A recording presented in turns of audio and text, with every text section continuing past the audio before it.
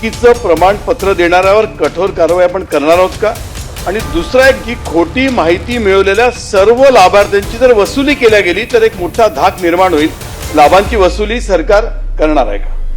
माननीय सभापती महोदय, साधारणपणे असे सर्टिफिकेट घेताना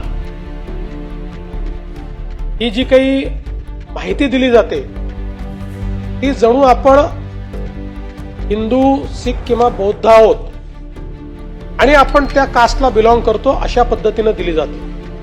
आणि याच्यामध्ये व्हॅलिडिटी देताना नॉर्मली काय पाहिलं जातं तर ब्लड लाईन मध्ये अन्य कोणाला सर्टिफिकेट आहे काय पाहिलं जातं. आता अनेक ठिकाणी ब्लड लाईन मध्ये ज्यांच्याकडे सर्टिफिकेट असतं ते हिंदू, बौद्ध किंवा सिख असतात आणि यांनी जसं आपण ज्याला क्रिप्टो ख्रिश्चन या ठिकाणी म्हटलेलं आहे अशा प्रकारे यांनी तो गुप्तपणे धर्म स्वीकारलेला असतो आणि त्या धर्माचं आचरण ते करत असतात.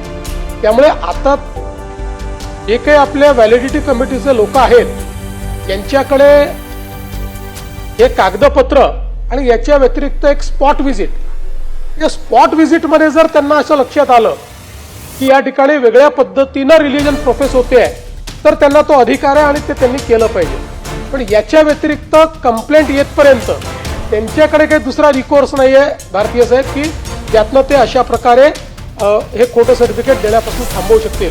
पण आपण जो दुसरा मुद्दा मांडलेला आहे नक्कीच त्याला मी असं म्हणेन की अशा प्रकारे ज्यांनी चुकीच्या पद्धतीनं सर्टिफिकेट्स घेऊन काही लाभ घेतले असतील त्यांच्याकडनं वसुली करण्यात यावी तर मी त्याला सजेशन फॉर ऍक्शन एवढं म्हणेन.